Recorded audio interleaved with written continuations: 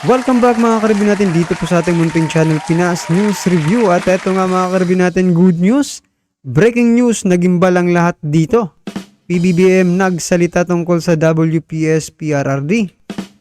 Naiyak yan mga karibin natin na patungkol po riyan. Ang ating alamin mula po rito sa channel ni Balitang Pinoy TV. Yan mga karibin natin, nasa description po ang full video link ng balitang ito. Subscribe na po kayo kay Balitang Pinoy TV. At kung bago ka pa lang at di pa po nakapag-subscribe sa ating munting channel, please don't forget to subscribe. At i-click na rin po ang bell notification para updated ka po sa lahat ng ina-uploads nating reaction video. At eto na nga, sama-sama at sabay-sabay po natin pakinggan. Panoorin at bigyan ng reaksyon ang balitang ito. Eto na po. Narito ang Balitang Pinoy TV. Magandang araw sa atin lahat mga kababayan. Saan man panig kayo ng daigdig naron, dito na naman tayo sa another episode ng ating vlogs. Pag-uusapan natin ngayon, ito po bago, no? Kapapasok-pasok lang po. Inaprobahan na po Pangulong Marcos tungkol po dito sa West Philippine Sea. Mukhang ang tanong ko lang, pro-China na ba si PBBM?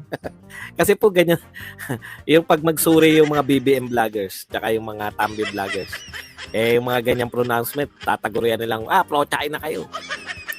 Okay, pag-uusapan din po natin, ito pong nagsampa na naman ng bagong reklamo. Nagsampa na naman po ng demanda. Ang hilig po ng grupong to, no? Dati naman po siyang Makabayan Black congressman. Wala pong iba kundi to si Teddy Casino, no? Dinimanda na naman po itong si Ka Eric Celis at saka to si Dr. Lorraine Badoy sa red tagging. Yan po mga pag-usapan natin, pero bago yan, kung bago ka pa lang dito sa ating channel, mag-subscribe ka na. Dahil ito lang ang tayong channel na may kinikilingan, may pinapanigan, una sa balita, huli sa impormasyon, kaya ano pang hinihintay nyo? Pindot na. Okay, pag-usapan po natin, no? Ito po, nagtataka ko. Ano kaya ang magiging reaction dito? Alam nyo, tawag ng mga BBM vloggers, isa po sa panira nila yan sa mga Duterte na pro-China, no? Dahil sa pakikipagkaibigan. Sa pakikipagkaibigan ng mga Duterte sa China. Dati tanggap natin yan, no? Kasi friends to all, enemies to none nga tayo, 'di ba? Yun yung anong tawag doon, yung gumagabay doon sa pakikipagkaibigan. Real talk din po. Isa po sa mga binabanat nila kay VP Sara Duterte. Bakit wala kang sinasabi tungkol sa mga nagaganap sa West Philippine Sea? Si Pangulong Marcos, pinasama nyo lang yung salitang pakikipagkaibigan sa China, no? Kasi wala kayong maibato. Ito, mag-real talk tayo, no? Wala talaga kayong maibanat kay VP Sara at saka sa tatay niya, no? Kasi wala kayong issue sa corruption.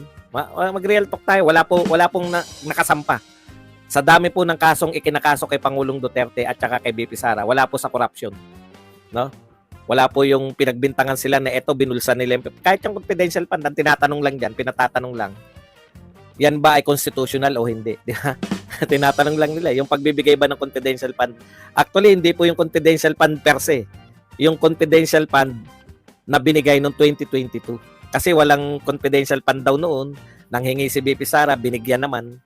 Yun. Yun lang yung kino-question nila ron. Pero yung issue ng corruption, wala pong question. Ang daming sinasabi ni Trillanes na magnanakaw, etc. at iba pa. Wala po nakasampa kahit isang kaso ng corruption. Kasi wala talaga eh. O kaya dahil sa kawalan ng maibibintang sa mga Duterte, siyempre, war on drugs. Kung susuriin, ibebenta tayo sa China. Which is, nung 6 years ni Pangulong Duterte, dapat doon nangyari yung pagbebenta, di ba? Ang katotohanan po, ginamit po ni Pangulong Duterte yung diskarteng pakikipagkaibigan para po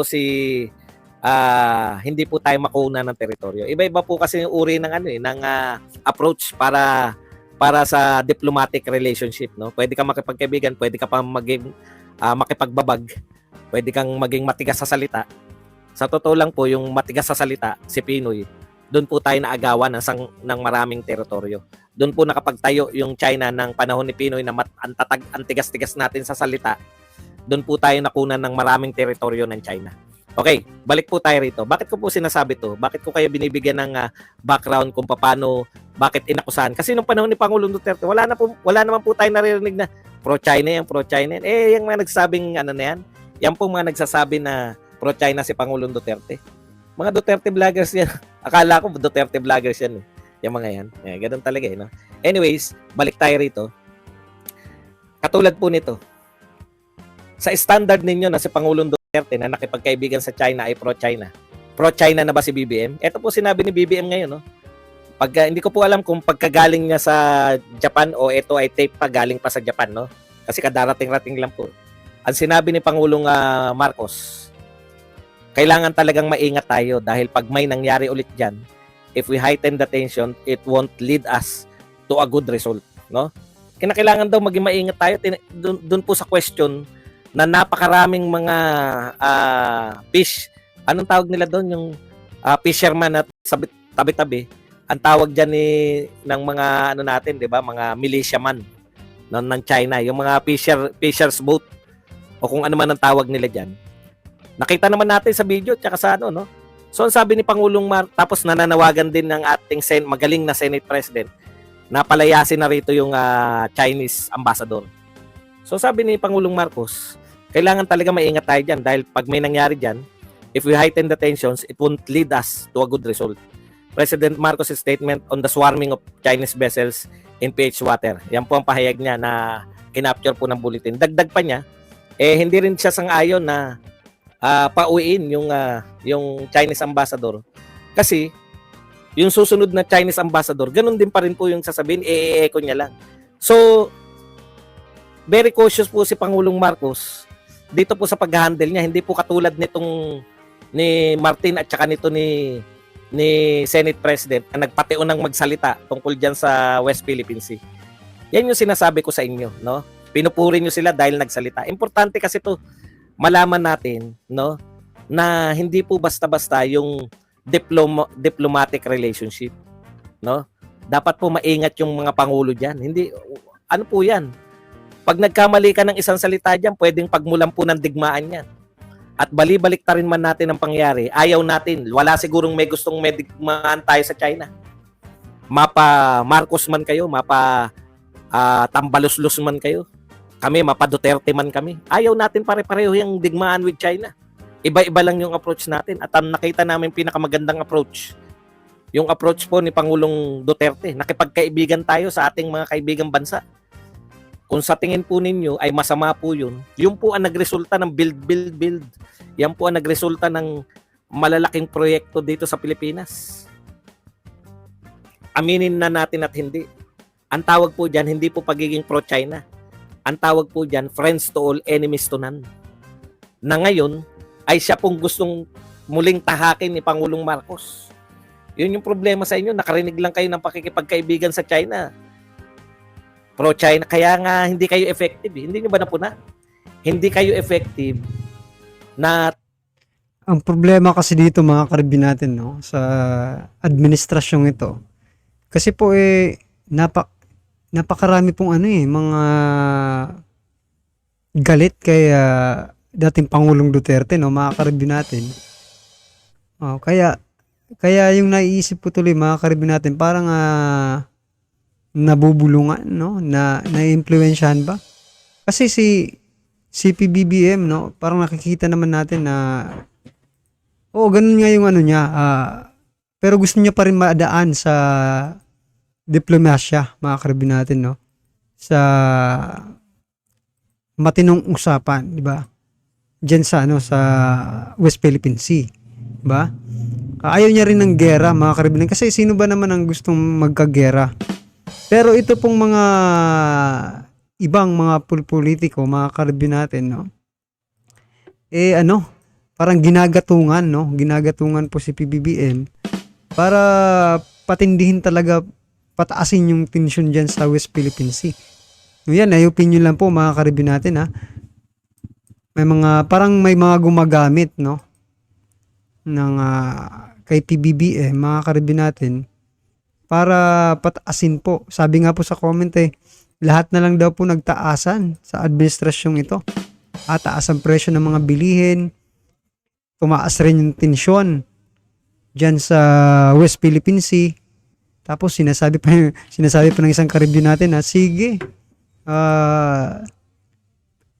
pag-awayan nyo yung West Philippine Sea, total dyan naman tayo titira. Oh. Ano po ba yung ibig sabihin niya, mga ka-review natin? Ito opinion lang mga ka-review natin na siguro kung gusto niyo sabihin bakit naman tayo makikipag-away dyan sa West Philippine Sea kung wala namang nakatira na Pilipino doon, di ba? Oo nga, doon tayo kumukuha ng ng mga seafoods, no, mga lamang dagat, mga ka-review natin, no. Pero ang point niya naman po is wala namang tao doon, di ba? At ang problema po ng taong bayan ngayon ay pagtaas po ng mga bilihin, mga ka-review natin. Hindi po natin tatantanan yan na mataas na bilihin, no? Mga taas na presyo ng mga bilihin, mga ka-review natin. Kasi totoo naman di ba? Totoo po, may point po siya. Bakit naman tayo makikipaggera doon sa West Philippine Sea na ang problema naman ng bansa natin ay yung yung pagkain po ng nating lahat. Kasi binibili naman lahat ng pagkain ngayon di ba? Tagapagtanggol. Kayong mga vlogger. Ano pong patunay na hindi kayo effective na tagapagtanggol? Ako'y nanghihinayang. Mamalu, natutuwa tayo dahil sa salitang unity, itong unity team. Dahil sa pagkakaisa, dahil sa kauna-unang pagkakataon, meron tayong presidente na close sa vice-presidente. Hindi kumpara doon nung nakaraang mga administrasyon. Pero dito ngayon... Eto mga ka-review mayroon daw tayong presidente na close sa vice-presidente. Ang tanong ngayon, close pa ba? May mga barriers kasi mga ka-review natin di ba? Alam niyo na kung ano yung sinasabi kong barriers. May humahad lang po sa pagiging close ng ating vice-presidente at presidente. Di ba? Isa na po dyan yung pinsan, ni PBBM na si Romualdez, mga ka-review natin. Parang siya po yung barrier, na tinutukoy natin dito sa pagiging in terms of closeness, Kasi dati naman, mga ka-review natin, nung panahon ng kampanya, talaga masasabi mong close. Diba? Pero ngayon po, tapos na po ang kampanya at eto na, nagtatrabaho na po sila at trinatrabaho na rin sila. Ano po yung sinasabi kong trinatrabaho? Ito na nga po, itong mga propaganda laban kay BP Sara, wala po tayong magagawa dyan kasi ganyan talaga ang politika dito sa Pilipinas, di ba? Kung kaibigan mo ngayon sa susunod na panahon, kaaway mo na, Ganyan po katindi ang politika natin dito sa Pilipinas. Well, anyway, mga ka-review natin, anong po ang inyong masasabi dito sa dito nga sa CPBBM, pro-China na ba? Di ba? Kasi nga po, parang ayaw nyo ng gulo sa China. Pero ano kaya masasabi ng mga vloggers na, yung palaging nagsasabi na pro-China yung mga Duterte, mga ka-review natin. Paano ba yun kung makipagkaibigan itong si PBBM dito sa China? Masasabi nyo bang pro-China na si PBBM? Diba? Malaking sampal yan sa inyo kasi inuunahan nyo kasi yung presidente. Diba? Hindi naman sinabi ni PBBM na may pro-China o wala, di ba? Pero kayo, nagsasabi kayo ng pro-China ang mga Duterte. Bakit sinabi ba ni PBBM na pro-China si BP Sara? Para sabihin nyo yan, di ba? O ngayon, sampal to sa inyo. Kung makipagkaibigan si PBBM dito sa China. Yan mga ka-review natin, ano man po ang inyong reaksyon sa balitang ito. I-comment lang po sa baba para tisalan po ng ating mga kababayan ang inyo pong nararamdaman patungkol po rito, right? Kung bago ka pa lang at di pa po nakapag-subscribe sa ating munting channel, please don't forget to subscribe. At i-click na rin po ang bell notification para updated ka po sa lahat ng ina-uploads nating reaction video. At huwag din pong kalimutan mag-subscribe. Kaya Balitang Pinoy TV, yan mga ka-review natin, nasa description po ang full video link ng balitang ito. Subscribe na po kayo, Balitang Pinoy TV. Maraming salamat po.